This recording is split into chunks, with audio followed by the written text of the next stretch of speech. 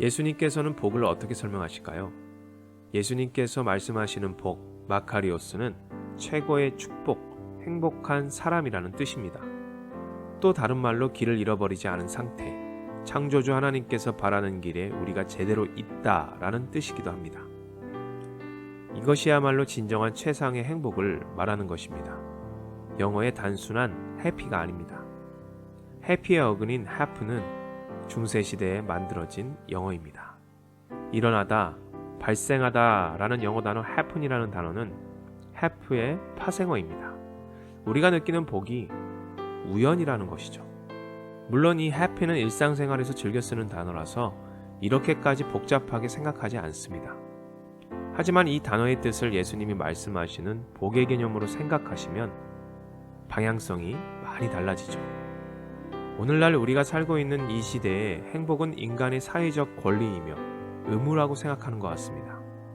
그래서 사람들은 돈이 행복의 기준이라고 생각합니다. 돈이 행복의 기준이니 계속해서 행복할 수 없는 것에 대해 어떤 죄책감을 느낍니다. 능력 없는 자신은 운이 없다고 생각하죠. 그래서 조금이라도 손해를 보면 내 자신을 자책하고 잘 되는 사람들에게 열등감을 느끼며 질투하고 나는 불행하다고 스스로 저주할 때가 있습니다. 반대로 돈이 많아지거나 사회적 지위를 가지게 되면 일순간 한없이 우월해지고 교만해지고 동일하게 우울해집니다. 지금 우리의 모습은 한없는 열등감에 때론 근거 없는 우월감에 젖어서 무엇을 얻을까 입을까 그것만 바라는 성경의 제자 및 무리들과 크게 다를 바가 없는 것 같습니다. 구약에서의 복은 어떻게 말씀하고 있을까요? 히브리어로 바라크입니다. 무릎 꿇다, 하나님을 송축하다 라는 뜻입니다. 무릎을 꿇는 의미가 무엇일까요? 우리가 찬양을 할 때 두 손을 드는 의미를 기억하십니까? 바로 그것도 하나님께 항복하다라는 의미입니다. 우리가 하나님 앞에 완전히 무릎 꿇고 두 손 들고 찬양하는 것이 성경이 복이라고 말씀합니다. 우리가 하나님께 항복하는 것이 가장 큰 축복입니다. 그런데 우리는 무모한 도전을 합니다. 예수님께서 말씀하시는 복은 넓디 넓은 태평양을 건너라는 무모한 도전이 아닙니다. 큰 야망을 품으라는 것도 아닙니다.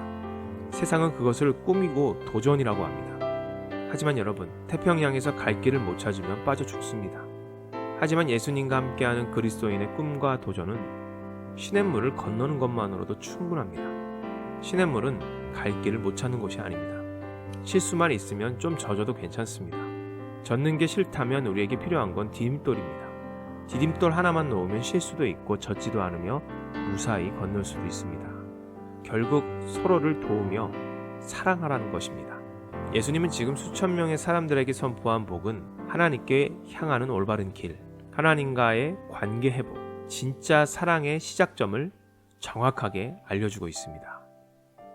여러분, 오늘 하루 하나님께 무릎 꿇고 항복하세요. 하나님께로의 항복이 곧 행복임을 잊지 마세요.